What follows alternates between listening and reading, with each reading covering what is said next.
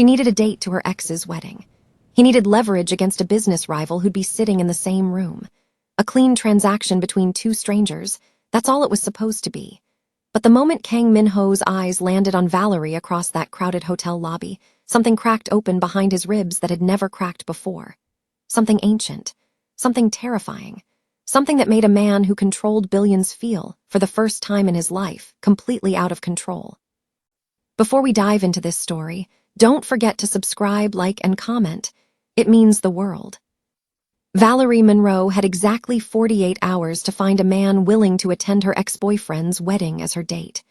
So far, her options were her cousin Derek, who would spend the entire reception trying to sell people essential oils, or absolutely nobody. She sat at Café Simone in Midtown Manhattan, her third Americano going cold, when her phone buzzed with a message from her assistant. The Harmon Group called again. Kang Min-ho's office. They want to meet about the Geneva summit contract. This could be the account that changes everything. Valerie knew the name. Kang Min-ho, 34, Korean-born, Harvard-educated, currently commanding an empire that made Wall Street analysts speak carefully. Cold, people said. Precise. A man who made decisions like a surgeon made incisions. She typed, set the meeting. The Harmon Group's offices occupied the top 3 floors of a glass tower in Midtown. Valerie arrived 12 minutes early. She always arrived 12 minutes early, wearing a tailored burgundy blazer and the quiet self-possession she'd spent years building into armor. Min-ho arrived 14 minutes late. When the door opened and she looked up, she immediately understood why people described him the way they did. He wasn't conventionally intimidating. He was something quieter and more unsettling. Absolute certainty. It sat in the set of his shoulders, in the measured pace of his walk, in the way his dark eyes cataloged everything in the room, including her. Until, for one fraction of a second, he paused. It was small. She almost missed it. A brief stillness when his gaze landed on her, a pause that lasted perhaps half a beat longer than it should have, before his expression smoothed back to composed attention. "Ms. Min-ho," he said, "thank you for making the time." His English was flawless. His voice was low, even the kind that didn't waste itself. The meeting ran 90 minutes. By the end, Valerie had a signed letter of intent for the Geneva summit, a private convening of 15 of the world's most powerful CEOs.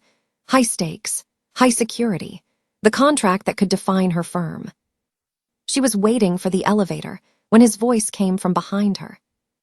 "Ms. Min-ho." She turned. "I have an unrelated request," he said. "There's an event this weekend, a wedding, Kim D-young's." The floor shifted under her feet. "I know the event." "You were invited." "Yes. I need to attend. I have business interests that intersect with several guests, but arriving alone creates a dynamic I'd prefer to avoid." He paused. "I understand you also find yourself in need of a companion for the event."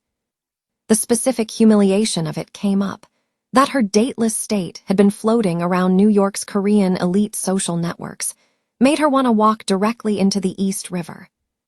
"You want to use me as cover," she said slowly. "I want to attend with someone whose presence makes a statement without you having to make one yourself." She should say no. "Fine," she said. The wedding was held at the Whitmore estate in Long Island.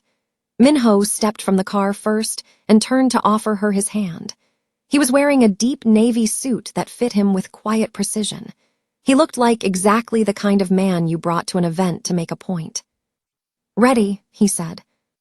"Always," she said and took his hand. They walked in together, and she felt the shift in the room before she saw it, eyes moving, attention redirecting, assessments being made. 6 o'clock, Min-ho said quietly, his mouth close to her ear. "Choi Byung-woo, I need to speak with him before the ceremony." The man in the gray, suit near the fountain. A pause. "Yes." "He's heading toward the bar. If you want to intercept him naturally, we should move left." He turned his head slightly toward her. Something in his expression shifted. "Event coordinator instincts," she said. "Useful," he said and steered them left. The next hour was almost enjoyable. Min-ho moved through the gathering with practiced ease, and he kept a light hand at the small of her back when they stood still. Just fingertips, nothing demanding, but consistent. Then Kim De-young appeared.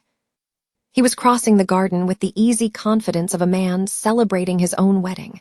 When he saw them, he stopped. "Valerie," he said, his smile recovering quickly. "You came." "Of course," she said warmly. "Congratulations." His eyes moved to Min-ho. "Kang Min-ho." "Kim De-young, congratulations on your wedding." A pause. "I didn't know you two knew each other." "We've worked together," Valerie said, and felt a small, wicked beat of satisfaction when De-young's smile tightened. After he moved on, Min-ho's hand at her waist didn't move. "Steady," he said quietly. "I'm steady," she said. "I know, I was talking to myself." She turned to look at him. He was watching De-young's retreating back with an expression she couldn't parse. "Why did you actually need to come today?" she asked. He looked at her. "Choi Byung-woo has been routing Harmon Group proprietary intelligence through Kim De-young's network for 6 months. I needed to see them in the same room to confirm it." He paused. "And I needed a reason to be here that wouldn't signal what I was doing." The implications settled over her. "You used me," she said. "I offered you something you needed in exchange for something I needed. That's a transaction."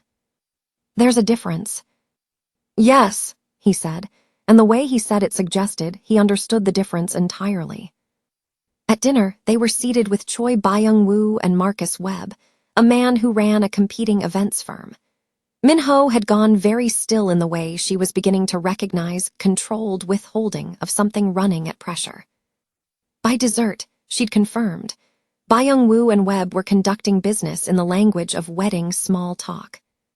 "You knew this would happen," she said when the music started. "I suspected. And you needed someone at this table who could observe without being noticed." He looked at her with an expression that was not quite apology and not quite admiration. "Yes. You should have told me. If I'd told you, you would have said no." "Dance with me," he said. She let him lead her to the floor, when his hand settled at her waist. The distance between them lasted 30 seconds before the crowd compressed, and it halved. He was a good dancer, present, controlled, attentive, and he was looking at her rather than past her. "You're cataloging this," he said. "I catalog everything." "What have you concluded?" "That you're more complicated than I expected." Something moved behind his eyes. "How did you expect me?" "Controlled, strategic, difficult to work with." "And now?" "Controlled, strategic, difficult in different ways." The corner of his mouth moved, that almost smile. "You're more capable than I expected." The song ended. They separated. But something between them had shifted. 3 blocks from her apartment, Marcus Webb called. "I have a proposal about your work with the Harmon Group," he said. "Things you need to know about Kang Min-ho before you commit too deeply." The line disconnected. Valerie stood on the sidewalk and typed a message to Min-ho. "We need to talk. Tomorrow, 7 a.m. Café Simone." The reply came instantly. "I won't be late." He was already there when she arrived, sitting at her corner table with a black coffee that hadn't been touched. "Marcus Webb called me last night," she said. Min-ho's stillness was its own answer. She told him everything, and then he told her everything. Choi Byung-woo had spent 3 years building a parallel intelligence network. The Geneva summit was his largest potential harvest. 15 of the world's most powerful CEOs, their private conversations worth hundreds of millions in redirected deals. What he needed was someone inside, an event coordinator who could place devices, redirect communications. "He didn't plan for me specifically," she said. "No, when it was you he shifted. Webb is the approach. And if I'm not movable, then you become a problem to be neutralized." He slid a photograph across the table. Surveillance. Time-stamped 4 days ago. Her leaving her building. A man 40 feet behind her watching. "You've had someone watching me," she said. "Since we signed the letter of intent. Not to monitor you, to make sure no one else was. You should have told me. Yes, he said without qualification. I should have. She sat with that. I want full access to your security team, she said. Direct line, final approval on any decisions that intersect with my logistics. If I'm in this, I'm in it on my terms. He studied her, agreed. All of it. All of it. She met with Webb the following afternoon. He slid fabricated financial documents across the table, transfers from Harmon accounts bearing her firm's numbers. Walk away from Geneva, Webb said smoothly, and these disappear. She looked at him. These documents are fabricated. My legal team has the originals. Your recorded threats are documented. Whatever Byung-woo built is coming down, and you're going to be under it when it does. She stood and left. Outside, she called Min-ho. He threatened you, Min-ho said, his voice very controlled. I handled it. He doesn't get to do this. I know, but I need you to let me handle the response. My firm, my call. Silence, then, fine. The next 3 weeks moved at the particular speed of high-stakes preparation. Valerie threw herself into Geneva logistics. Min-ho was present, consistently. Morning briefings 3 times a week. He brought her coffee the way she drank it without her having to ask. The calls from Daniel, Min-ho's security chief, came regularly. Byung-woo was moving. They were watching. On a Thursday evening, Min-ho asked her to dinner. 2 Geneva attendees would be there, but also, I'm asking because I want you there. She wore deep green, her hair down for the first time. When he saw her at the entrance, he went still for that fraction of a second. The dinner was 2 hours. By the end, she genuinely liked both attendees. And Min-ho, beside her, watched her when she spoke with an expression she'd stopped trying to classify. When they were alone at the table, he said, I know what this is, and I know what it can't be while there's a real threat and a contract between us. I'm telling you why it's costing me something to hold it. How long have you known? She said. Since the lobby of my office building, when you turned around in the elevator corridor. 11 seconds. She looked at him. For me, it was the elevator. When the doors were closing, I saw your face change. 2 days later, her office was broken into.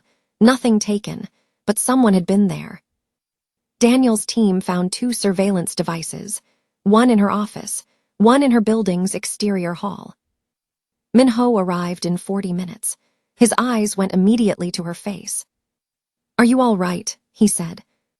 Entirely fine, angry but fine. Good, the anger is useful. They traced the devices to a contractor named Garrett Foss. Military-grade equipment. This wasn't passive surveillance anymore. What are our options? She said. Removing you from the operational picture.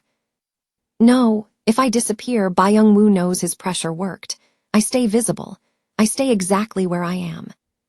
Min-ho looked at her like a man, watching someone do something extraordinary and wanting urgently to stop them. Agreed, he said quietly. Geneva arrived all at once. The lakeside estate was everything the photographs promised. Valerie arrived a day early with her team and spent 12 hours walking the venue. Min-ho arrived that evening, looking tired for the first time, shadows under his eyes. What happened? She said. Foss moved earlier than anticipated, attempted to place a contractor inside the catering team. Daniel's team intercepted him. Her stomach tightened. Anyone hurt? No, but Foss knows we identified him. He'll move faster. They worked side by side at the table that night. Neither looked at the other, but both were acutely aware. At one point she stretched, and he watched and then said, You should sleep. So should you. After you do. The summit began on a gray Thursday. Everything worked exactly as Valerie designed it to work. By lunch, Tanaka Hiroshi found her. You know, he talked about this event more than any event in 8 years. I thought it was professional investment.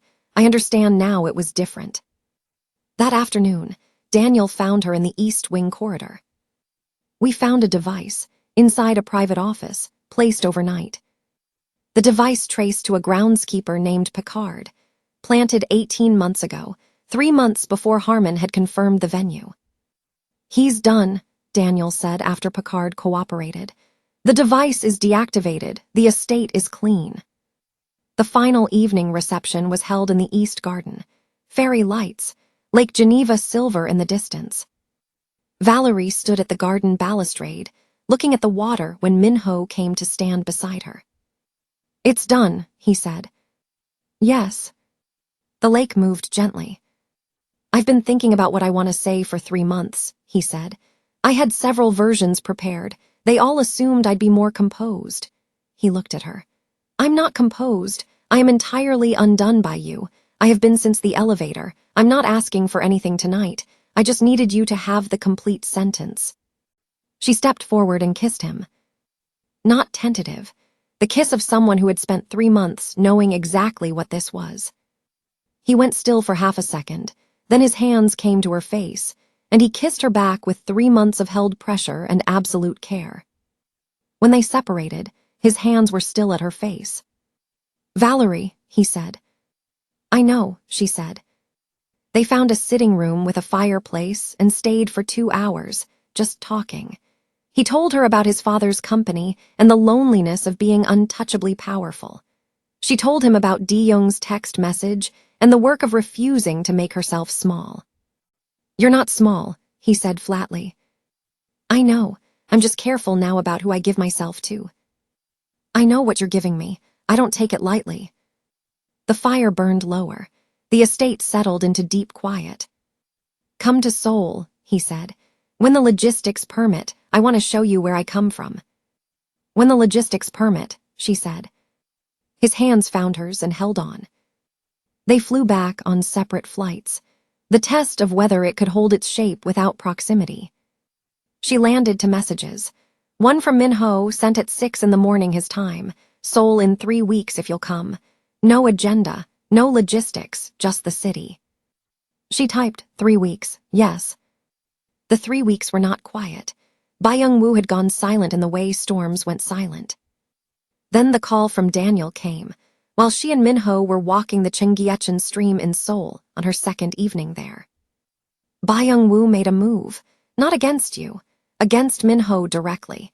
He surfaced fabricated documentation to Korean financial regulators alleging Geneva was used for financial collusion. The filing includes your name." She told Min-ho everything. His jaw set. "He named you to get to me." "Yes." "This is because of us." "No, this is because he chose to. That's not your fault." She took a step toward him. "We handle it together." He pulled her in then, and they stood by the stream with his arms around her, and neither said anything because there wasn't anything left to say. They flew back together. Dana and Min-ho's legal team worked parallel tracks. Byung-woo's documentation was fabricated with the same methodology as his previous attempts, and this time there was a documented pattern. 3 separate fabrication attempts, all traceable. "He overplayed," Dana said. "The question is jurisdiction." "All of them," Min-ho said simply. "Pursue all of them." The press was aggressive for 2 weeks. Valerie gave one statement, measured, specific, unbothered. Her client list did not shrink. Tanaka sent a formal letter to 3 regulatory bodies. Lena Bauer texted, "Byung-woo is an idiot. You're going to be fine." Min-ho's legal team filed simultaneously in New York, Seoul, and Geneva. By Wednesday, Byung-woo's assets were frozen. By Friday, Marcus Webb had begun cooperating with investigators. It wasn't fast. It was the messy work of legitimate process, but it moved. Spring arrived, while they were in the middle of it. They navigated the new shape of things with care. Whose apartment on Thursday nights? Who managed the coffee situation? The specific silence they developed for working in the same space. He was not easy. She hadn't expected easy. He had a relationship with control that occasionally surfaced as rigidity. She named it. He listened. She was not easy either. She asked for things indirectly sometimes. He noticed. He named it back. It was 2 people who had seen each other clearly from the beginning and continued to choose the view. On a Saturday in late April, Min-ho picked her up with no stated destination and drove them to a park in Brooklyn. They walked for an hour. Eventually, they sat on a bench near a pond and watched ducks. Then he reached into his jacket. Not a small box, a folded piece of paper. She opened it, a lease agreement, an apartment in Manhattan, a neighborhood she'd mentioned once casually. Her name, his name, both. "This isn't a proposal," he said. "Not yet. This is an invitation to share a space with the full understanding of what I intend it to lead to, eventually, on your timeline." She looked at the document, at her name beside his.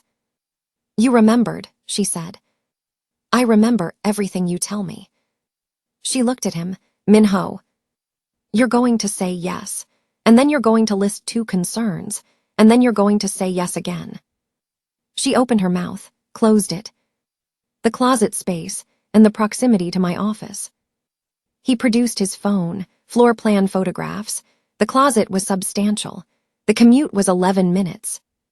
"Yes," she said, "and yes to the other thing that you said isn't yet.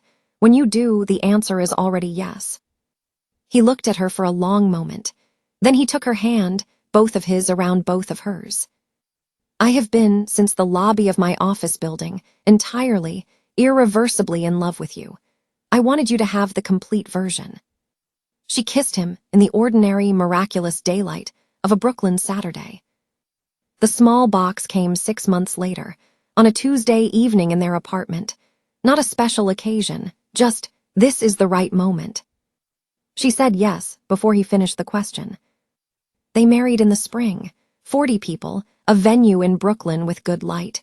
Priya cried within the first 3 minutes. Tanaka's toast was 12 sentences. Lena's was 7 and made everyone laugh. Valerie's mother caught her hand before the ceremony. "He looks at you like you're the only thing in the room that matters, every time. Your father looked at me like that. Don't let that be ordinary." When they were married and he held her face in his hands, she thought, 11 seconds in a hotel lobby. Worth it. Every single second. 9 months after the wedding, on a Thursday morning, Valerie looked at the test in her hand and sat very still. Then she walked to the doorway of their shared home office. Min-ho looked up from his call. He read her face in half a second, set down the phone. She held up the test. He went absolutely still, the controlled surface encountering something too large for it, and he let it be too large. "Valerie," he said. "I know," she said. He pulled her in and held on, and she felt his arms tighten in the complete, careful way of someone who had found what it meant to love rather than manage, to be entirely, irreversibly, fortunately undone. The city moved beyond the window. Everything else could wait. Thank you so much for watching, besties. If this story moved you, wrecked you, or had you rooting for them from the first second, please subscribe, leave a like, and let me know in the comments which moment got you the most. Was it the 11 seconds? The Brooklyn Park proposal? The Geneva kiss? Drop it below. See you in the next story. 2 hearts.